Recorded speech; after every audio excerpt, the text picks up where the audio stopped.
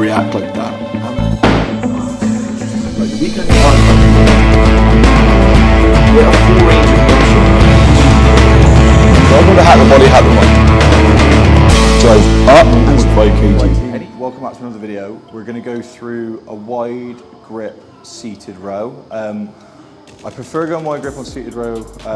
I think for this one, when I'm trying to hit my traps a little bit more, so I'm trying to hit more towards kind of my upper back trap area. And I say upper back, upper traps and mid traps, rather than trying to hit my rhomboids, though they will still take kind of work within this as well. So are your rear delts actually, and sometimes if I get my positioning wrong with my elbows, your rear delts will probably take over this. But that's why I kind of want you to initiate it in a certain way.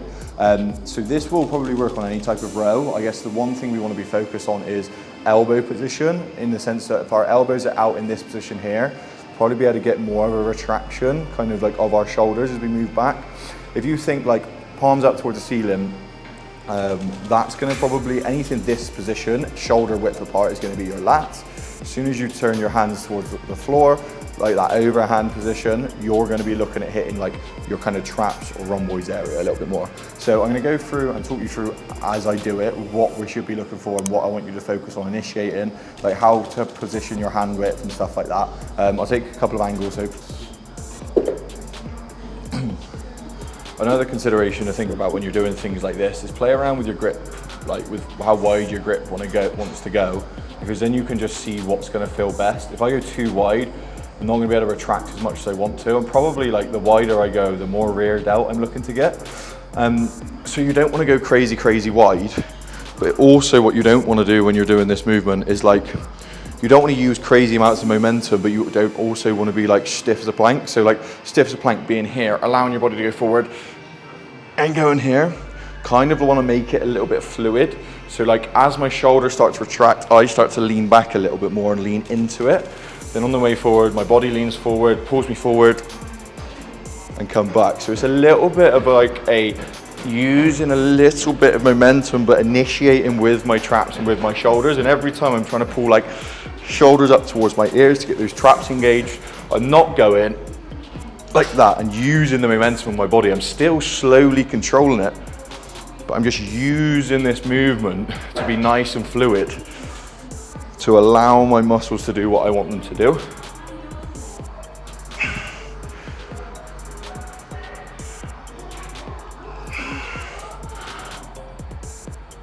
And making sure I'm equal on the bar is going to be one of the biggest things here. So as you get into position, what I want you to make sure you do is tall, nice and tall position. So back to almost flat as we push off with our feet. Try not to just yank the whole thing, so feet straight and yank it all with your back.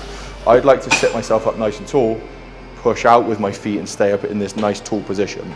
Right, from here, I'm gonna kind of allow my body to reach forward. So again, I'm almost breaking, or let's call it crunching down, allowing my ribs to almost point down towards the seat, down towards the floor, as my shoulders round forward. So that upper back's actually rounded.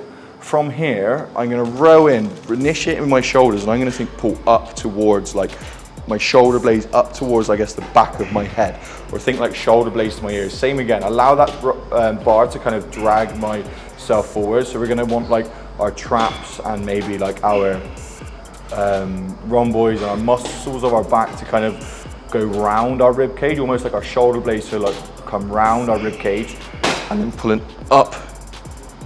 Again, initiate with the shoulders. So I really like to think shoulders up into my ears. Bar position when it comes towards you is going to be pulling towards just where your rib cage meets. So if I was to bench press, for example, I would probably aim for where my rib cage meets, so just below my sternum. That's going to be where the bar is going to be heading. Same for this movement as well.